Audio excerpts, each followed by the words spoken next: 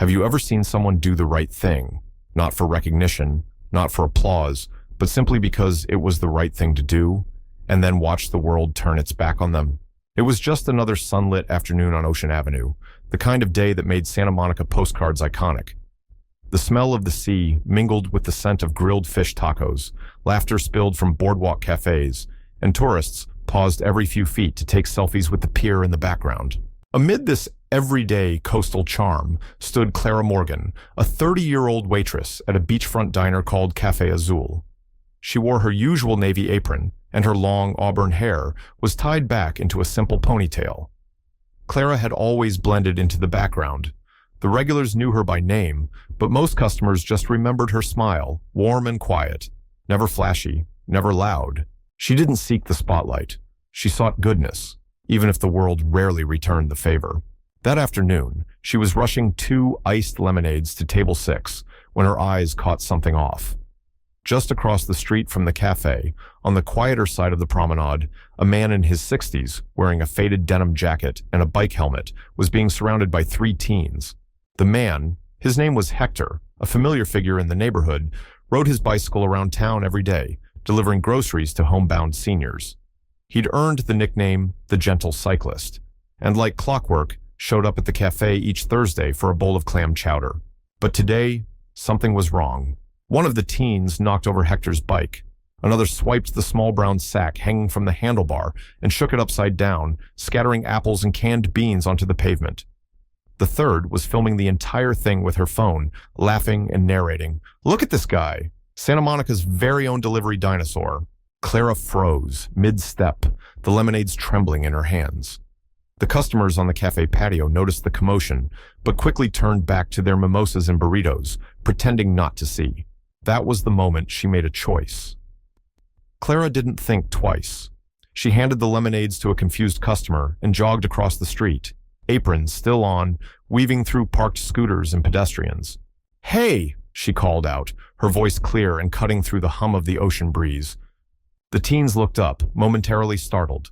The girl holding the phone raised her eyebrows. "Mind your business, lady." Clara didn't flinch. "This is my business. You're harassing someone who's done nothing wrong."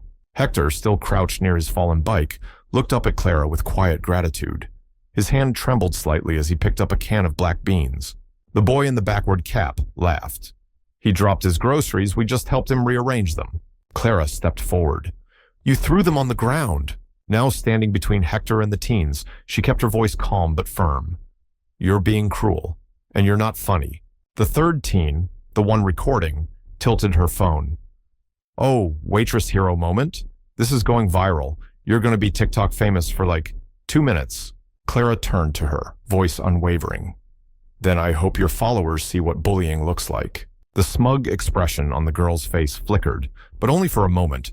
One of the cafe customers across the street began filming from their table. Another onlooker stopped mid-bite to observe. But most still did nothing. The boy in the cap scoffed. "Come on, let's bounce. These 2 losers aren't worth it." He shoved Hector's bag back toward him, spilling the last of the groceries. They walked off, laughing like they'd won something. Clara knelt beside Hector, helping him collect the cans and bruised apples. "You okay?" she asked gently. He gave a slow nod. "Thank you," he said, voice raspy. "That was brave." Clara smiled softly. It was just right. But even as the teens disappeared into the crowd, Clara felt the heat of stares and whispers. She wasn't sure what was coming, but something told her the moment hadn't passed. It had only just begun. Back inside Café Azul, the air had shifted. Her manager, Derek Simmons, stood at the counter, arms crossed. "You!" he barked as Clara walked in my office. Now!" Clara stepped into the cramped office behind the kitchen, the scent of espresso and citrus soap clinging to the air. Derek shut the door behind her with a little more force than necessary. He leaned against the filing cabinet, arms crossed, face unreadable. "What the hell was that out there?" Clara's jaw tightened. "I stood up for someone who was being bullied, a man twice their age." "You abandoned the counter," Derek snapped. "You left customers waiting, and for what? To cause a scene in front of half the block?" Clara stared at him. "A scene? Is that what you call helping someone who got humiliated on the sidewalk?" Derek threw his hands up.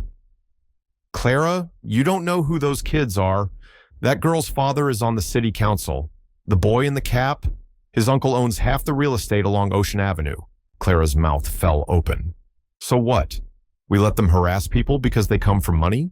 Derek didn't answer immediately.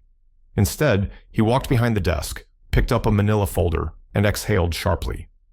You're a good barista, but this place runs on reputation and customer loyalty. This stunt? You embarrassed Café Azul. I stood up for someone, she said again, softer this time. I didn't yell, I didn't fight, I spoke up. That's what we're supposed to do, isn't it? Derek stared at her, expression cooling. You're fired, Clara. The words hung in the air like a slap. Clara blinked, not sure she heard him correctly. What? You can pick up your final paycheck on Friday, he said, already turning back to his desk. And I suggest you keep quiet about this if you want a good reference. Clara swallowed, her heart pounding in her ears. You're punishing me for having a conscience. He didn't look up. I'm protecting a business. She stood still for a few seconds longer, then quietly removed her apron and placed it on the desk. I'll get my things. She walked out, each step heavier than the last. The cafe had gone eerily quiet. No more espresso hissing, no more laughter, just the hum of the refrigerator and the quiet rustle of napkins being folded by staff who suddenly couldn't look her in the eye. Outside, the street was alive again.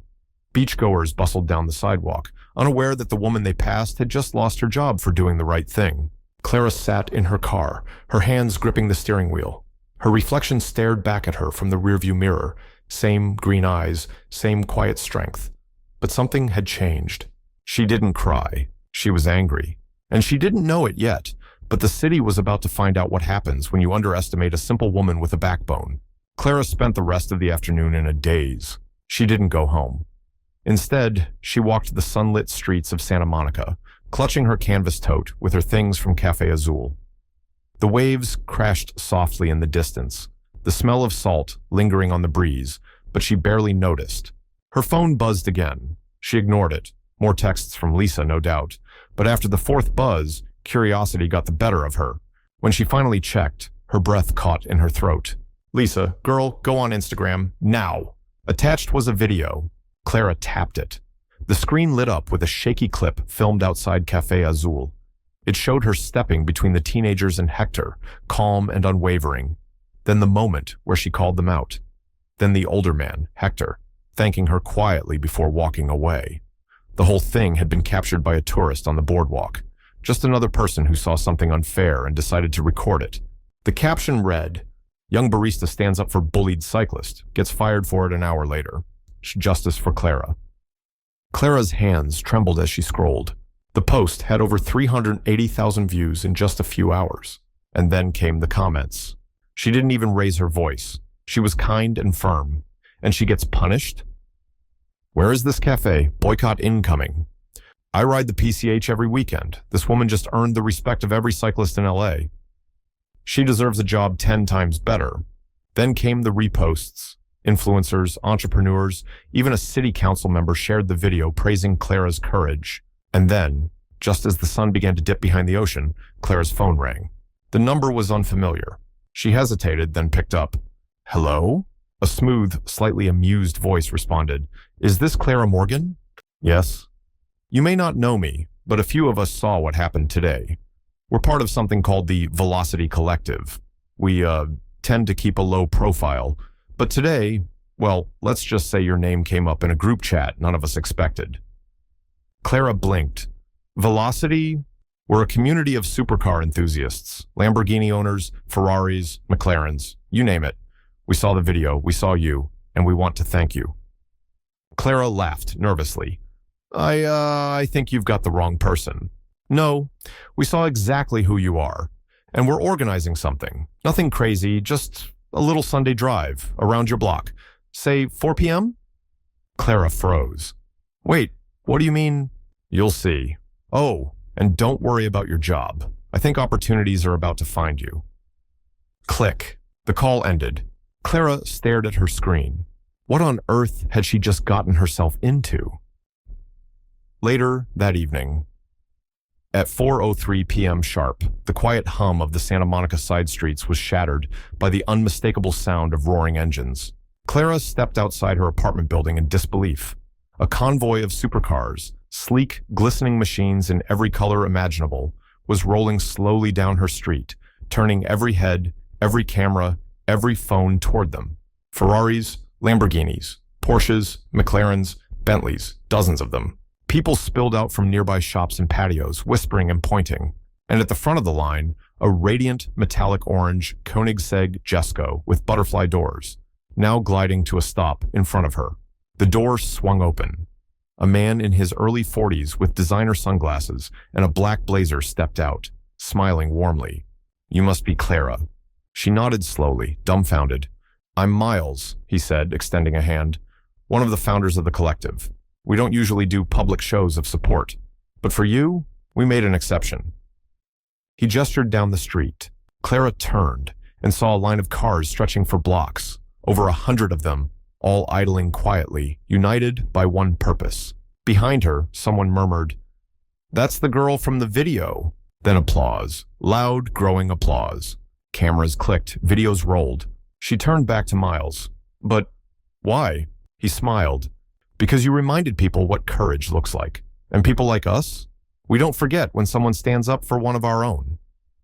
Clara had never been interviewed before, certainly not with 3 cameras pointed at her, a boom mic overhead, and a journalist from LA Pulse flipping through notes across the table.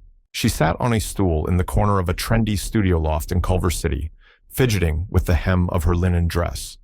The makeup artist had dabbed some concealer under her eyes, and her normally wild auburn curls were tamed into soft waves. Even so, Clara still looked like herself. She made sure of that. "Okay, Clara, we're rolling in 3, 2. A red light blinked to life. The host, a calm woman with honey blonde hair and a crisp blazer, smiled warmly at the camera. "Today, we're sitting down with the woman who has taken Los Angeles by storm, Clara Morgan. You've seen the viral video. The barista who stood up for a bullied cyclist, got fired, and woke up to hundreds of supercars outside her door. Clara, welcome." Clara gave a small smile. "Thank you." "You look calm," the host said, laughing lightly. "I'd be shaking." Clara's smile grew just a little. Until I realized I didn't have to prove anything. I just did what anyone should have done." The host leaned forward. "That moment, you stepping between those teenagers and Hector, the man they were mocking, was powerful. Did you know anyone was recording?" Clara shook her head. "Not at all. I was focused on him. He looked like someone who'd been pushed aside before, and I couldn't stand it." The host nodded thoughtfully. "And then you lost your job?" "Yep." Clara's voice didn't quiver. "My manager said I'd made a scene, that I'd embarrassed paying customers. He told me I was replaceable." "And now?" The host's tone sharpened. "Now that you've become the center of a national conversation?" Clara hesitated. "I didn't want fame. I wanted fairness. But if this attention can do something good, if it gives people permission to stand up for each other, then maybe losing that job was the best thing that could have happened." The host smiled, her tone softening. "Well, Clara, you've done more than just spark a conversation. I've heard rumors, big offers." Clara's eyes widened slightly. Yes, I've had job offers from cafes in Seattle, bookstores in San Francisco, even a teaching position at a culinary school in Napa. But you turned them down." Clara nodded. "They were kind, but they didn't feel right. I wasn't ready to just move on, not yet." The host leaned in. "So, what's next?" Clara glanced at the camera, then back at the host. "Something that matters." Later that week, the knock on the door came at 10 a.m. sharp. When Clara opened it, Hector stood there, holding a steaming paper bag. "Churros," he said with a crooked smile. "Figured I owed you breakfast." Clara stepped aside. "You didn't owe me anything, Hector." He shrugged. "You didn't owe me either, but you did the right thing." They sat at her tiny kitchen table, the smell of cinnamon sugar filling the room. "I've been thinking," Hector said, wiping his hands. "All this attention? You could do anything now." Clara nodded slowly. "That's the problem. I don't know what anything means." Hector looked around her apartment, then met her eyes. "What if you created something of your own? Something where kindness was the rule, not the exception. Clara raised an eyebrow. Like what? A cafe? No. He smiled. A space where good people gather, where stories matter, where no one gets pushed into the shadows. Clara thought about it all night, and the next morning she made a call. 2 months later, on a breezy afternoon in Venice Beach, a crowd gathered outside a sleek, sunlit storefront beneath a wooden sign that read, "Kindred, coffee, books, stories." Inside, the walls were lined with shelves of donated books. The back corner had cozy chairs, a record player, and a poetry board. And behind the counter, Clara stood beside a sign that said, "Baristas with Heart." Every hire she made, she chose with care. Kind people, curious people, people who knew what it felt like to be unseen. Lisa worked the espresso bar with her usual wit. Hector came in every Friday morning to host a Road Reflections story hour for cyclists and veterans. Even Miles from the Velocity Collective had helped sponsor the build-out, and he still stopped by once a week, parking a different supercar out front just for fun. Clara poured drinks, shelved books, and greeted customers by name. But most of all, she listened. One day, a girl barely out of high school came in, eyes puffy from crying. Clara handed her a hot chocolate, sat beside her, and waited. That girl ended up volunteering, then training, then managing, and the cycle continued. It was a quiet Thursday morning at Kindred. The air smelled of cinnamon, old books, and fresh coffee beans. Clara stood behind the counter, rearranging a display of postcards illustrated by local artists, when the bell above the door rang softly. A man in a tailored navy suit stepped inside. His movements were confident but unhurried. He scanned the space slowly, eyes lingering on the photos of Kindness in Action framed near the register, the community board, and the jar labeled Pay It Forward Fund. Clara looked up, smiling instinctively. "Welcome to Kindred. What can I get started for you?" The man smiled back. "Actually, I'm not here for coffee." Clara set the postcards down, curious. "Then what brings you in?" The man extended a hand. "My name is Nathan Royce. I'm an executive advisor with the Juniper Group. We support philanthropic ventures, especially ones that start from the ground up." Clara blinked. "Okay." Nathan chuckled. "I know, it's a little out of the blue, but someone sent me a video a few weeks ago. A young woman defending a cyclist, getting fired, then inspiring a convoy of Lamborghinis and Ferraris to rally around her." Clara flushed. "That video really made the rounds." He nodded. "It did, but that's not why I'm here. I visited this cafe anonymously twice last week. I watched how your team treats people. I saw the chalkboard quotes, the community pantry in the back corner, and the poetry night you hosted for unhoused youth." Clara's brows drew together. Why would an executive advisor care about that? "Because," he said, "we're building a new national initiative, a network of safe, inclusive spaces where human dignity comes first, and we need someone to lead it." Clara stared at him. "You mean me?" Nathan nodded. "You turned a single act of decency into a ripple of compassion across the country. You don't need credentials. You already have impact. We'll provide funding, training, connections, everything you need to replicate what you've done here in cities across America." Clara sat down slowly, the words sinking in. "I never planned for any of this," she admitted. He smiled. "That's what makes you perfect. You didn't chase influence. It found you." She looked around Kindred, where Lisa was teaching a kid how to use the espresso machine, and Hector was chuckling with 2 retirees over chess. Then back at Nathan. "I don't want to lose this." "You won't. In fact, Kindred will be our flagship location." Clara exhaled. A smile curled at the corners of her lips. "Then let's do it." 3 months later, a massive media wall stood behind a podium in a converted shipping container turned stage on the Santa Monica Pier. The banner above it read, "Kindred Nation, building spaces where everyone belongs." Clara, in a white blouse and tan slacks, stepped up to the microphone. Her voice trembled just slightly. "I was just a barista," she began. "Not an activist, not an entrepreneur, just someone who refused to look away when someone needed help." Applause rippled through the crowd. What happened after that still feels surreal. But here's what I've learned. Kindness doesn't need credentials. It needs courage. And the world is full of people waiting to be invited into something better. She looked over at Lisa, Hector, Bear from the Velocity Collective, and even a few of the supercar drivers who'd first shown up in support. "This isn't about me anymore," she continued. "It's about the community we're building. One space, one conversation, one cup of coffee at a time. The crowd rose to its feet. Behind Clara, the LED screen flickered to life, showing a map of 10 U.S. cities, each marked with a new kindred location already underway. Clara Morgan never asked to become a symbol. She didn't seek power, prestige, or followers. She just acted on something simple, the belief that people deserve to be treated with kindness. And from that spark, a movement was born. One young woman, one act of courage, one ripple that became a wave. Because the world doesn't change from the top down. It changes from a coffee counter, a street corner, a moment when someone refuses to stay silent. Has someone ever stood up for you in a way you'll never forget? Or were you the one who stepped in when no one else would? Tell us your story in the comments below. If this story moved you, don't forget to subscribe, hit the notification bell, and share this video with someone who needs a reminder. You don't need power to make a difference, just the heart of a simple woman. Thank you for watching. We'll see you next week with another story that restores faith in humanity.